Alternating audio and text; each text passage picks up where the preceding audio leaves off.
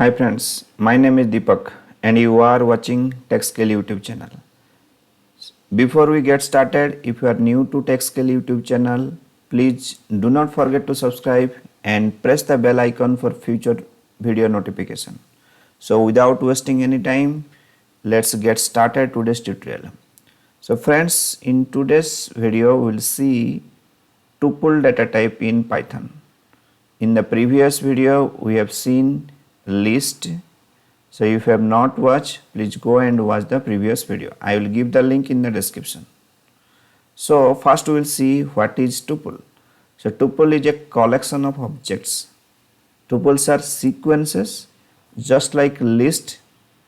The difference between tuple and list is tuple is immutable but list is mutable. Okay, and to represent tuple, so how will represent a tuple? Okay, so using parenthesis. Okay, this is how we'll represent a tuple. Okay, so if I'll write same way like list is represented as using square bracket, so we are representing list using square bracket and tuple is represented using parenthesis. Okay, so let me create a tuple. So t equal to, so if I will give nothing, so this is a empty tuple. Okay, let me put some element inside tuple. So I have taken 10, 20, 30, 20 and I can take one string here. So here you can see we have created a tuple which are inside, elements are inside parenthesis and they are separated by comma, and we can take a different type of data type. That means tuple allow heterogeneous object, even duplicate elements are also inside tuple. Okay, so let's see what is the type of this one. So print type of t. So you can see this is class tuple because everything is object here in Python. So this is class tuple. Friends, tell me if I will write is it tuple or not. Okay, so let's see what is its type. So type of t. Now you can see, so this is a integer. So that means how to represent a tuple which contains only single element. Okay, so to represent single valued element, so you have to include one comma definitely, otherwise it will behave as a integer. Okay, so that means if I will take like this, so this is a tuple. Let me check. So type of t. Now you can see this is tuple. So this is single valued tuple and t equal to nothing. If we are not taking anything, this is empty tuple, and this is how we'll create a tuple with multi-valued element inside tuple. So friend, we have seen how to create the tuple. Now how to access the element of a tuple. So same thing using index. So you can see it here. So like this is my tuple, okay, and it will be stored like this. So and the index value, if you are starting from left to right, then this is positive index and the starting index is 0. So starting index is 0 and the end index is the length of tuple minus 1. Okay, so as here you can see 5 elements are there, so the end index is, so it is 5 minus 1, length of index minus 1. If you are starting from right side, then it will negative index and the starting, it will start from minus 1. Okay, so minus 1 till minus 5. So this is how you can access the element of a tuple using the index. So let's see it practically. So same tuple I will take. So let me copy it here. Now if I will give t of 0, so it will return 10. So t of 1, it will return 20, and t of 3, it will return 30. So t of 4, it will return text skill. Okay.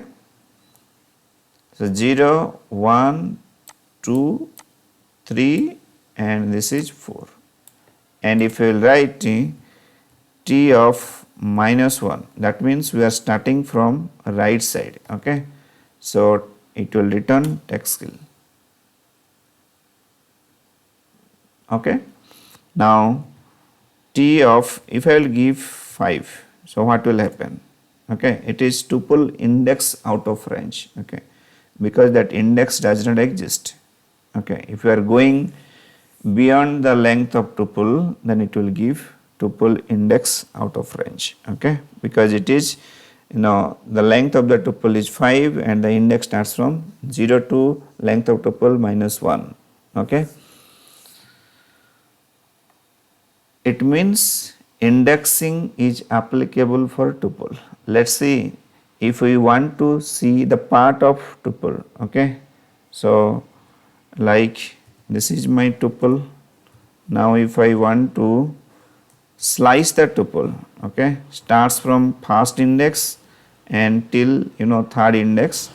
So that means the first index is 20, second index is 30. So third index is 20. Okay.